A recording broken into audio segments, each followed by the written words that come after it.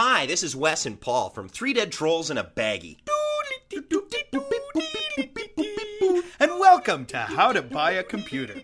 Over the next few minutes, we're going to explain to you a few simple hints that will take the fear out of buying a personal computer. That's right. You know, Wes, a lot of people out there are asking themselves if they should buy a computer. Well, I'm asking myself that right now. Exactly. And the answer is if you get bored waiting around for the things you own to become obsolete, then a computer is for you. You bet. Uh-huh. Now, the single most important factor to keep in mind when buying your new computer is size.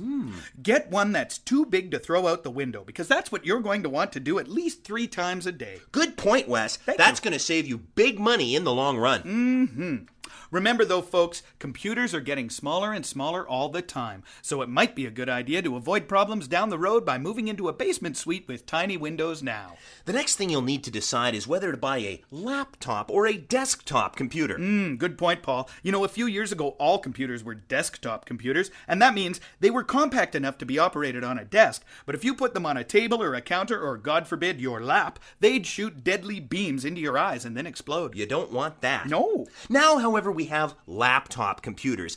The word laptop comes from a Latin expression meaning, don't drop this. Laptop computers are designed to be light and portable so that you can impress strangers on airplanes. I like to do that. Yeah.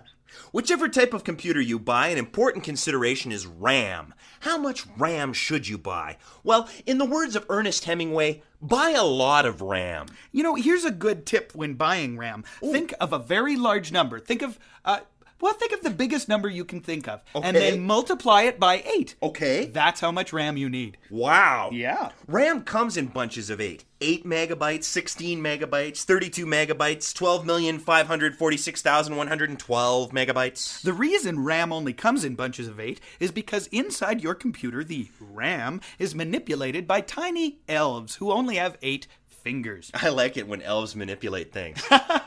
Make sure your new computer comes with a CD-ROM. This is important because a CD-ROM drive allows you to access interactive versions of encyclopedias, atlases, cookbooks, and other kinds of boring books that you wouldn't normally buy in a million years. You know, a CD-ROM also allows you to access multimedia. Whoa, what is multimedia? Well, multimedia is just like ordinary media, but not as good. Sort of like this. Yeah, for example, you could watch a video on your computer, a boring video of things you don't care about, but smaller and more flickery. It's like owning a TV that's 3 inches wide. Well, with all this information in hand, you're all set to go out and buy your new computer. Okay. The only thing you need to know now, Paul, is where do I buy it? We suggest you try IKEA, where they have those hollow plastic fake computers they use to show off their desks. Oh, yes. If you can manage to steal one of those, you'll have a great-looking computer to impress your friends, and nobody will be able to tell it's fake, especially after it's got that convincing layer of dust on it. Well, that's all the time we have. Thanks for joining us. Oh, yes, and remember, buying a computer isn't something you should be afraid of. No way. Even if you make a mistake and get the wrong one, it'll be obsolete so fast it just won't matter.